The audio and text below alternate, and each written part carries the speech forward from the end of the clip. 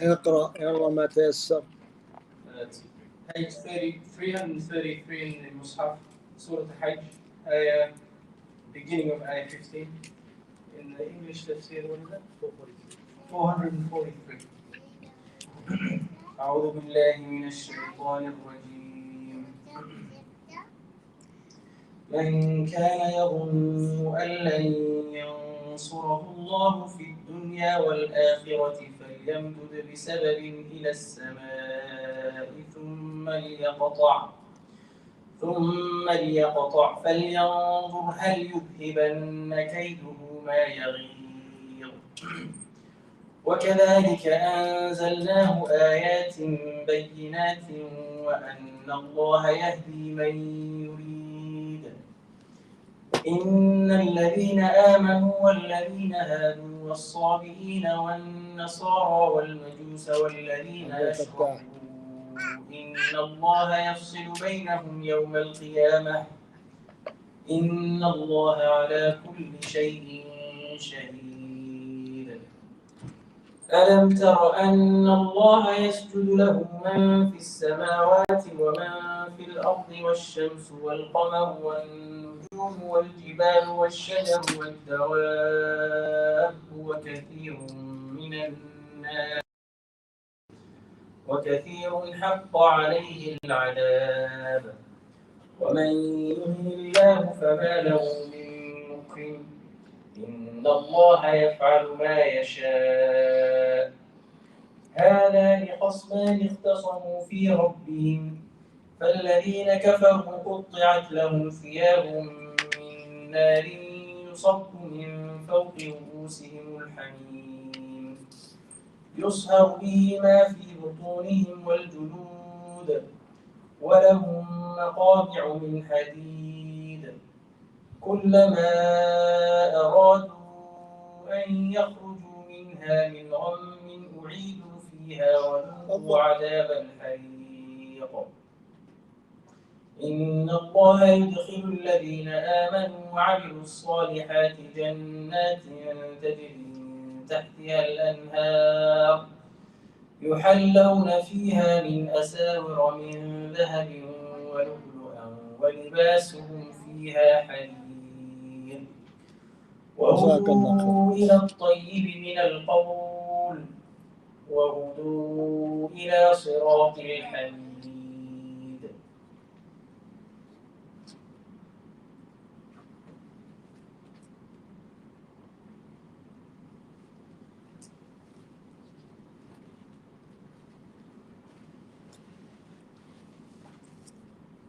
Surah Al-Hajj, ayah 15.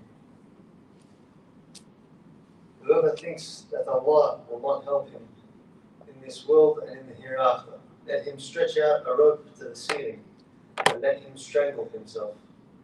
Then let him see whether his plans will remove whereat he rages. Thus we have sent it, the Quran, down to Muhammad sallallahu alayhi wa sallam as clear signs, evidences, and proofs, and surely Allah guides whom He wills. Verily, those who believe in Allah and His Messenger Muhammad sallallahu alaihi wasallam, and those who are Jews and the Sabians and the Christians and the Majus and the Magians, and those who worship other besides Allah, truly Allah will judge between them on the day of resurrection. Verily, Allah is over all things a witness. See you not that whoever is in the heavens and whoever is on the earth, and the sun and the moon and the stars and the mountains and the trees and the dawab, the moving living creatures, and many of mankind prostrate themselves to Allah.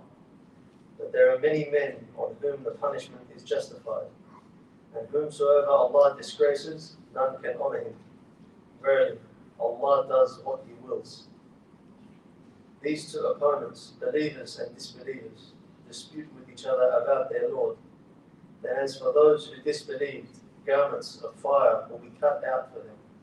Boiling water will be poured down over their heads. With it will melt or vanish away what is left what is within their bellies, as well as their skins. And for them are hooked rods of iron to punish them. Every time they seek to get away therefrom from anguish, they will be driven back therein, and it will be said to them, taste the torment of burning. Truly, Allah will admit those who believe in the oneness of Allah and do righteous good deeds, the gardens underneath which rivers flow, wherein they will be adorned with bracelets of gold and pearls, and their garments therein will be of silk. And they are guided in this world to goodly speech, and they are guided to the path of Him who is worthy of all praises. Alhamdulillah Rabbil Alameen.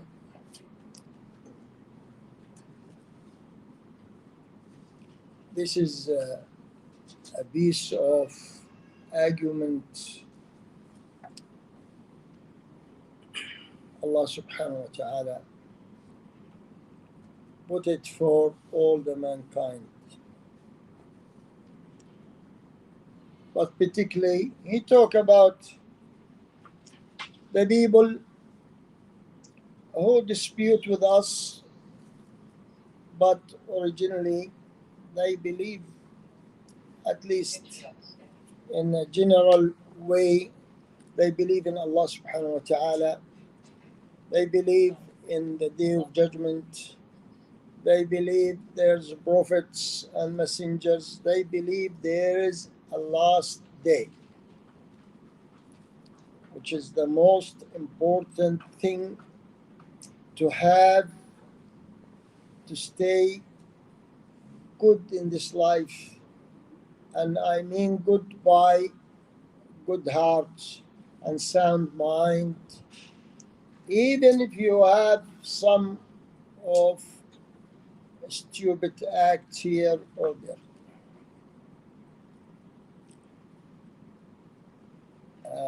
The other side, as Allah subhanahu wa ta'ala here mentioned, the disbelievers, الذين أشركوا, in the Prophet time is hard to find. In our time is the majority to see. And before, not hardly to find someone except with you that there is a creator and he has the power, he has the will, he has the authority over everyone. Except a few, they lost it altogether. But nowadays, not only the majority are from al-mushrikeen, I don't mean Jews and Christians, no. I mean mushrikeen, out of that altogether. Yeah, like the Hindus or Buddhists or atheists, which they are the majority now.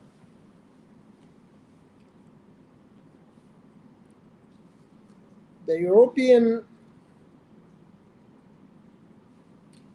they are the one who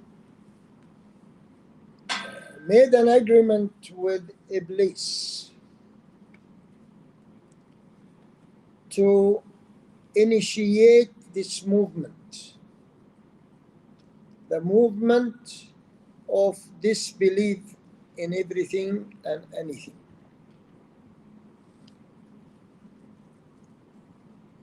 And to find some of what they call philosophers or tank thinkers,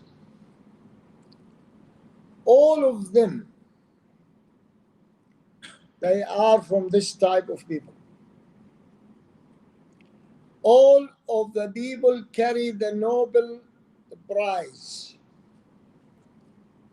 in the philosophy and the art and all of these. They are from this type. She could be a real philosopher tank thinker, but no one wants to see you from them. Be stupid, just talk rubbish. Yani, seriously, when I go back, and you know, when I was young, maybe in some of your ages, 20, something like that, I used to read a lot about these people. But again, not in a deep way of understanding what they want. Why I read about them and argue about them and to read the books against them,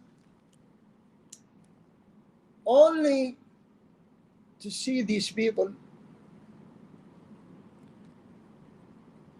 the poor guys, they misguided, they hate their churches, then this is why they forget anything about religion and wants not to believe in God or anything near God. But I was really very naive when not me only, my teachers like that. Not teachers, they teach me, but I'm saying the people who talk against them and refute their ideas. Ourselves, altogether, we used to think, yeah, this is the pressure of the society, the pressure of the church, this, that, make these people disbelieve in everything. But when I start really now to see what is happening to our societies, then I see in reality these people, they are what they call it, fire in the forest. But what you see from the fire, you see the tip of it. But the forest is burning from down and you are far, you can't see it, you can't feel it. Until you reach to it, then you see the whole forest in fire. And the forest is the world of today.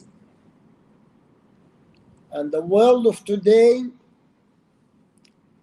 is in fire because of these people we used to think they are like Marx.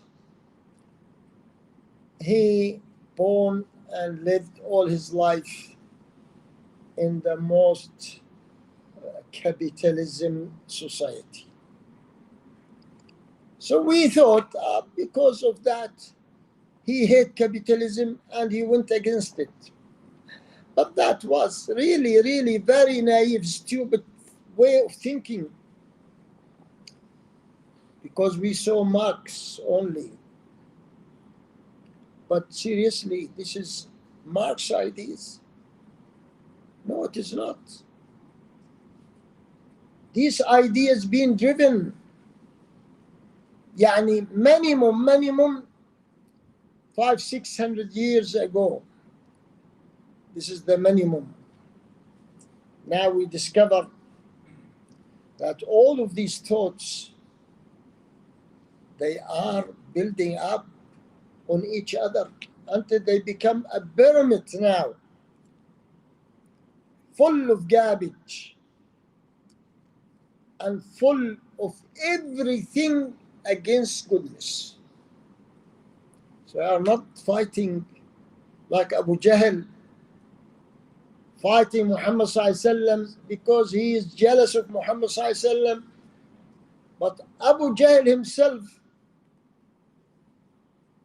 he's with the good ideas, with the goodness, with the good manners before Muhammad ﷺ.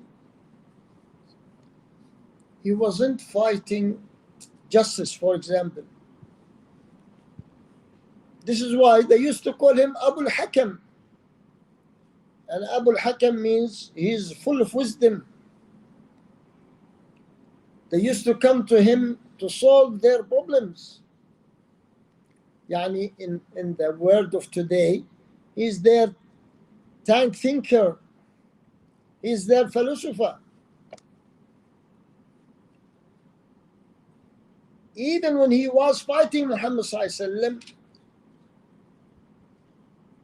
he was ashamed of doing anything to his family.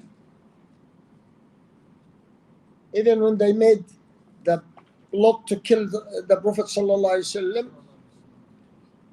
the youth, as always, youth has stupid ideas.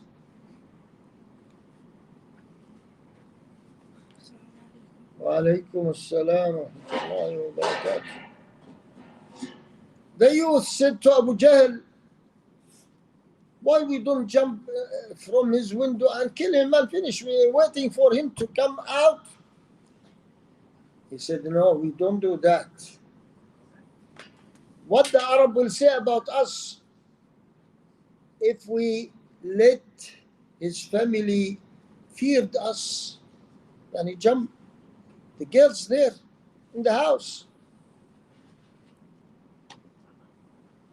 He has 4 girls. He has a wife. What the people say if this happened?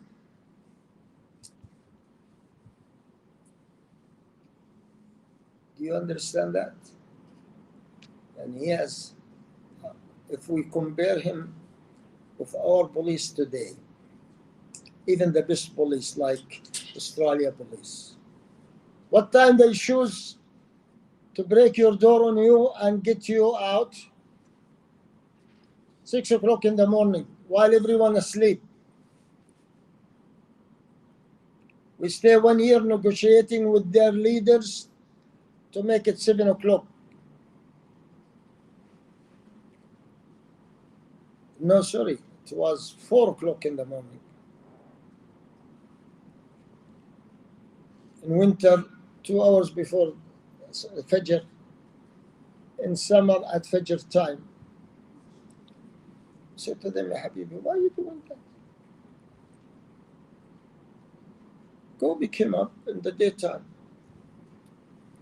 He might fight, he might this, he might that.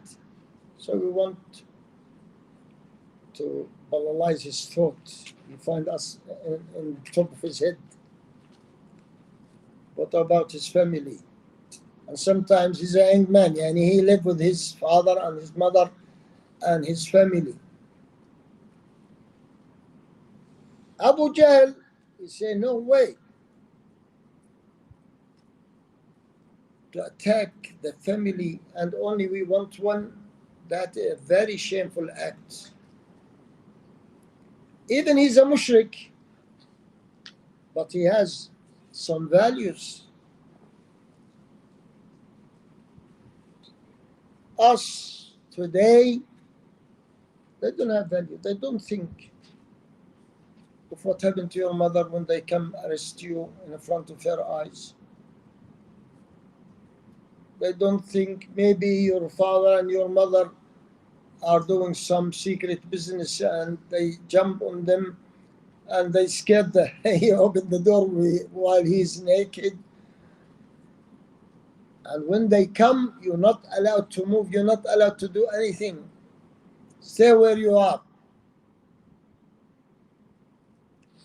See the difference?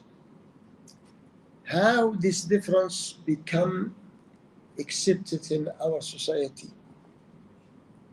It's not by just like that, by a day. The people come from the highest manners to the lowest manner in one day. No.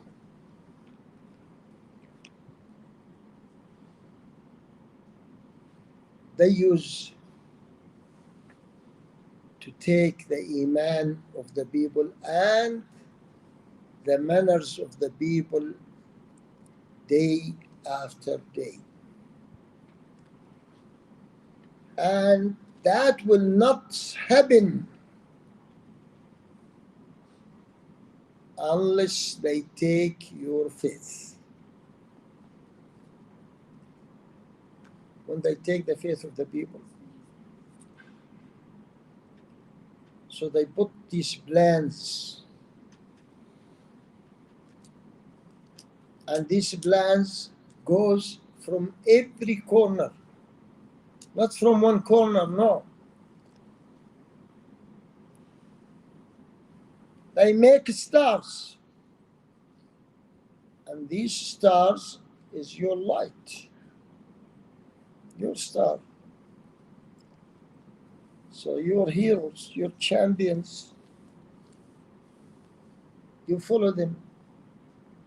For the boys, stars, and for the girls, stars. They come to the society and they make cracks between the society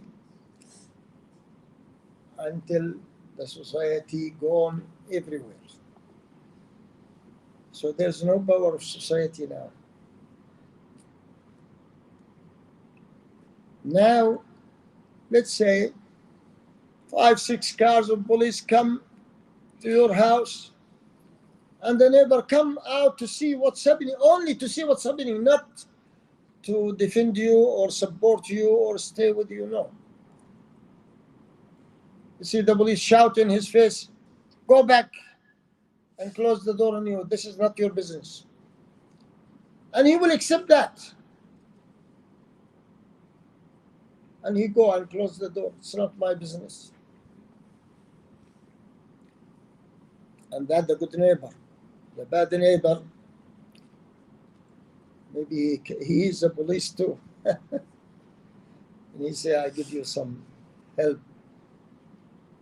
There's secret passage from here and from here. So don't come only from the main door, come from... Before that, you see that the whole society stand against anyone who wants to damage one of them. There's a story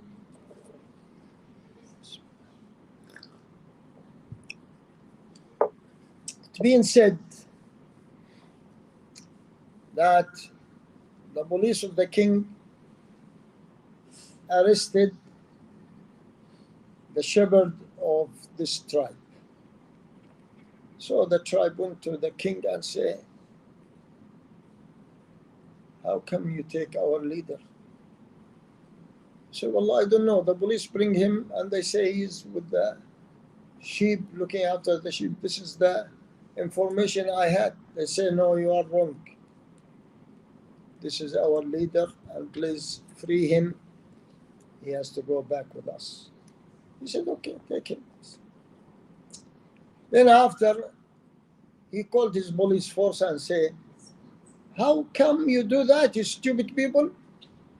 You want to make big trouble with these people, you go hijack their leader. They say, sir, he is their shepherdman, he is not their leader.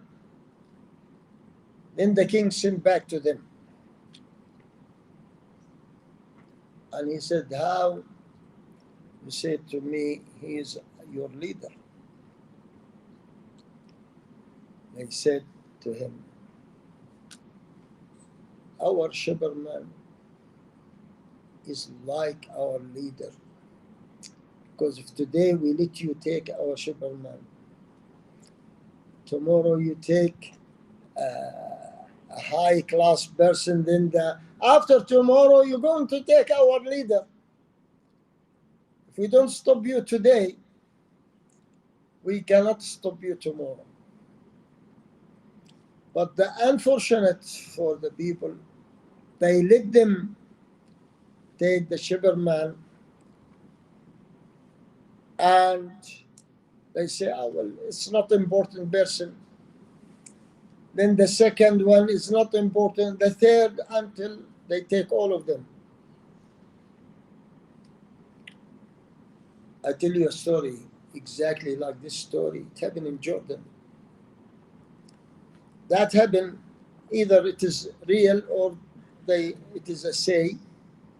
But in Jordan it happened real, and our fathers told us about that.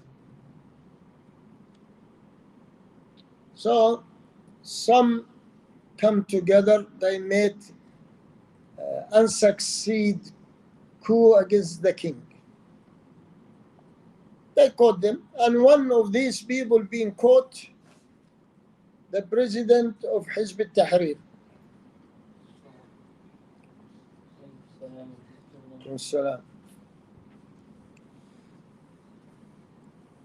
So one of his students ran to one of our Sheikh tribes,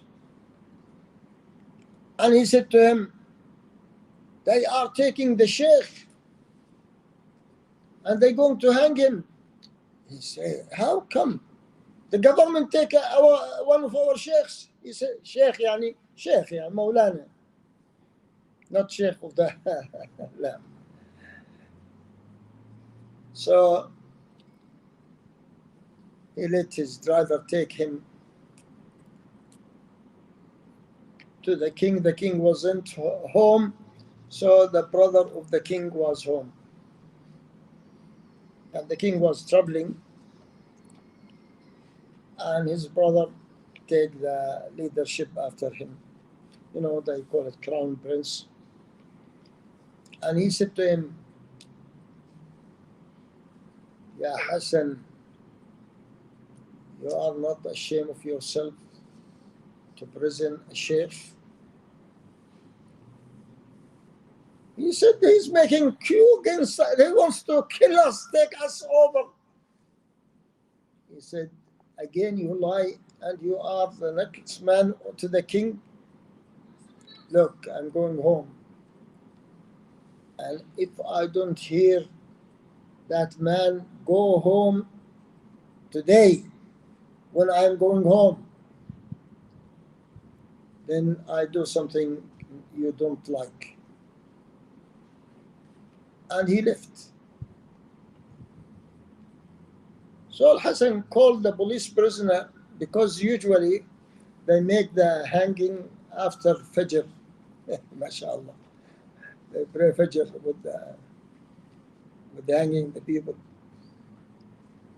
So in the middle of the night, he called the prison manager, what they call it, I don't know. Rais al-Sijin, yani. And he said to him, get that person out. He said, well, I see that maybe he's already hanged. He said, if you hanged him, I'm going to hang you, and someone else is going to hang me. So go now. They swear by Allah that the president of the jail, he came in his pajama to the prison, running and said, I hope I didn't reach late. They said to him, Wallahi, we are taking him. He's prepared. He said, get him out immediately. They get him out. The police put him in the car and kept running of him until he reached to the Jordan border, and he said to him, Yalla ma'a salama, we don't want you here. You are more than trouble to us. And he called the Sheikh and he said, happy now? He said, as long as he's happy, I am happy. And don't do it again. Our mashayikh should be respected. He has laffa in his head, and that's what saved him anyhow. His laffa saved him, his turban, because he wore like Al-Azhar clothes. But look how the society was. He talked to the king, or the king, the second, like he talked to his child. He said to him, look, if you don't do it, I will do something you don't like. Yani threatening him. And straight away, no negotiations in the matter. Maybe he called the king and he said, what I do, but before he finished, the king swear at him and say, what you do, you know what you do. Do it quickly. That's how it was. Why? Because the society holding itself together. When the society start to get weakened nowadays, even there's still some, but not like before. The government start to get more vicious, and they can come and take you from your own home, and no one can say anything about it.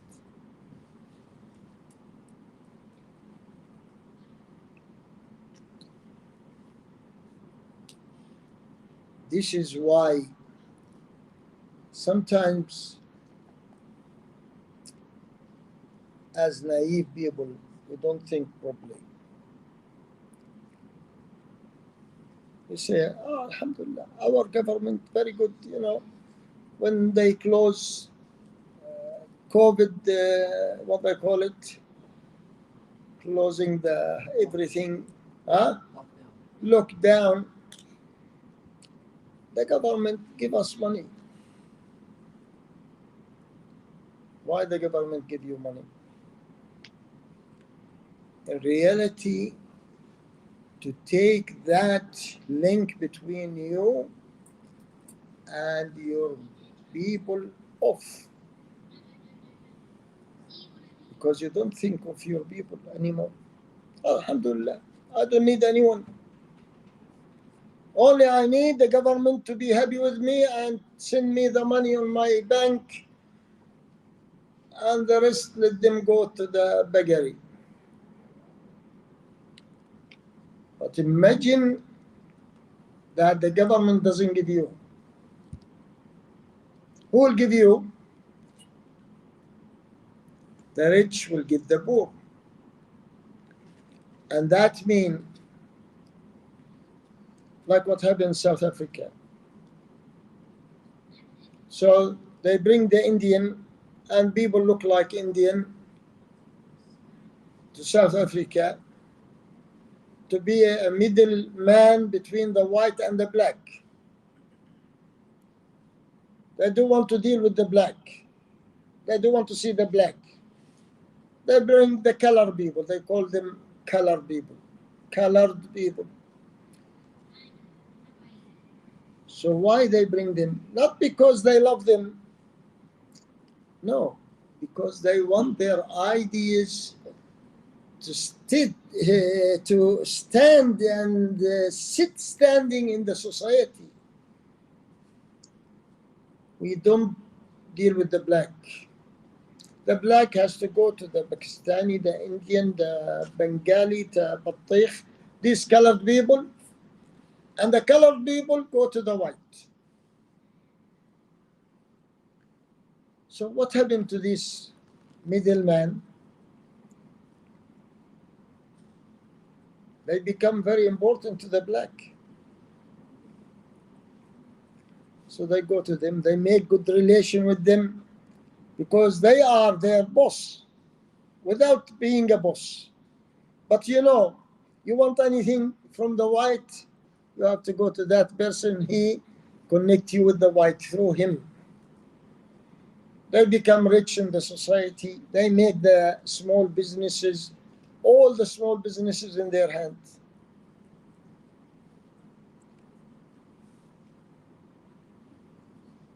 That if the middleman refuses that, what will happen?